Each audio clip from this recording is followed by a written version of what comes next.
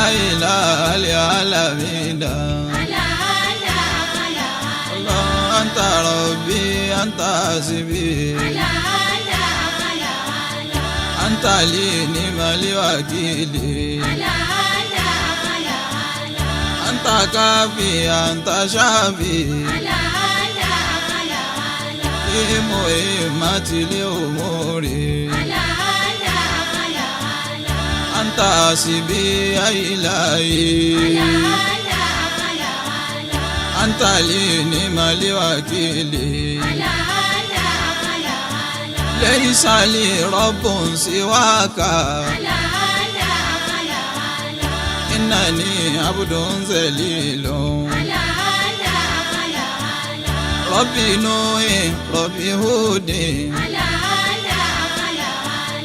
Rabbi Salih, Rabbi Lutin.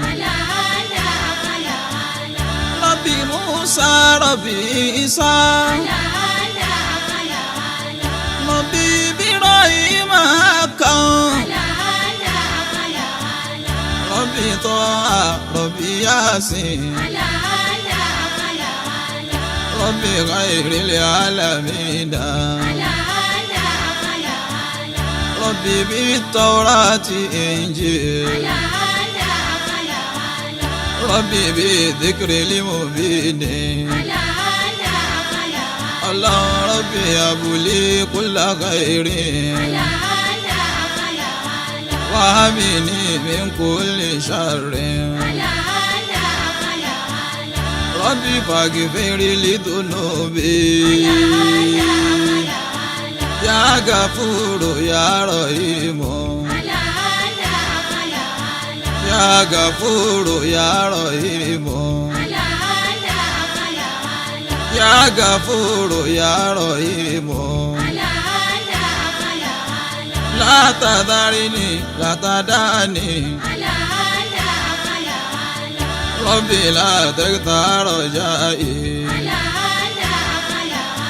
La takilni li siwaka.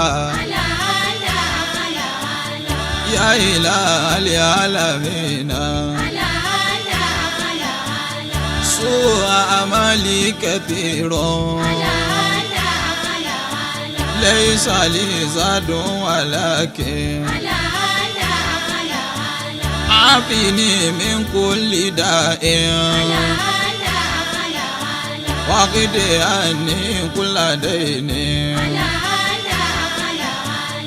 Anta ad'u fastajib li.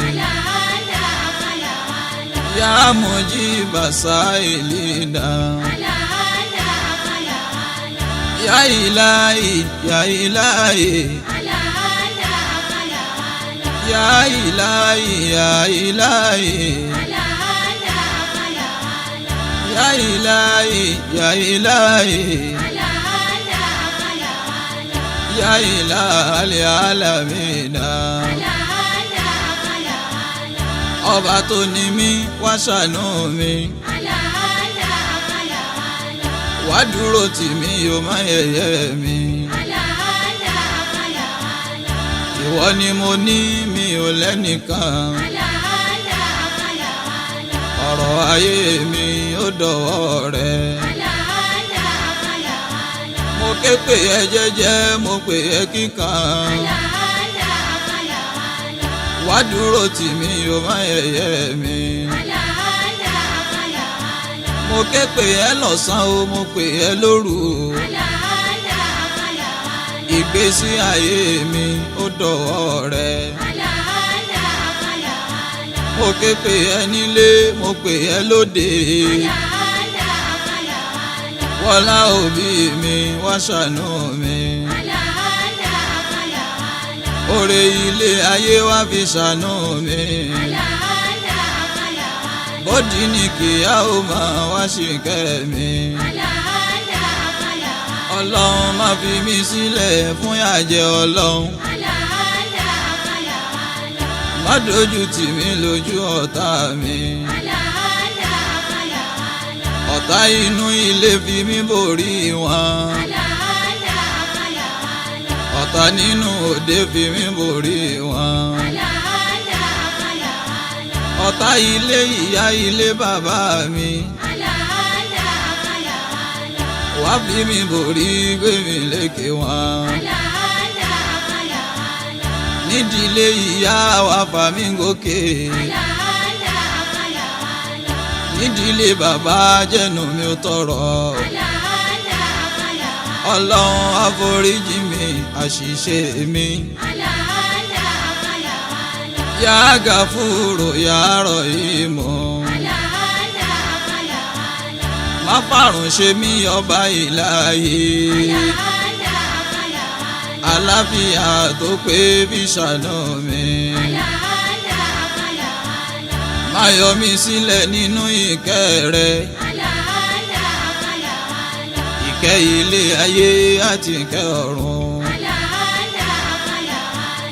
Má fẹ̀rín mi sọ̀tá mi lẹ́nu. Kọ́tà má yọ̀ mí wá ṣàánú mi. Ọmọ tí mo bí má fi dààmú mi. Kí n má sìnkú ọmọ lójú ẹ̀mí mi. Ọlọ́run aboyún ayé kan sọ nírọ̀rùn. Àgàn tí òbí wá ṣàánú wọn. Àwọn tó ti kú dákun ṣàánú wọn.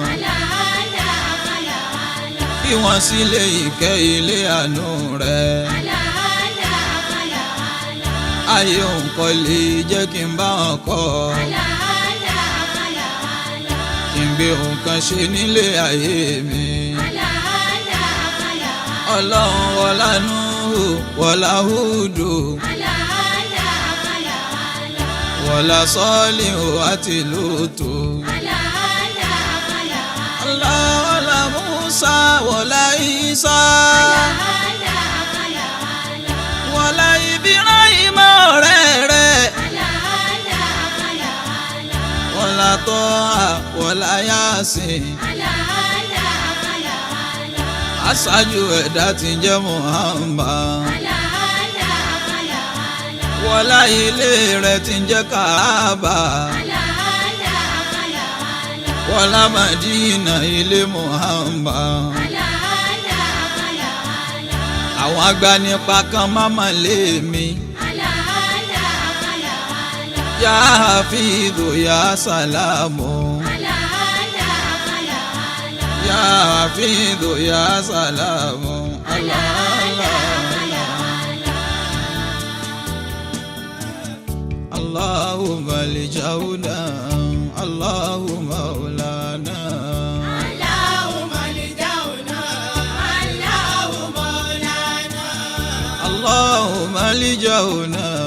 Allahu maulana. Allahumma lijawna. Allahu maulana. Allahumma lijawna. Allahu maulana. Amanu malijawna. Rahimu maulana. Maliku malijawna. Kudusu maulana.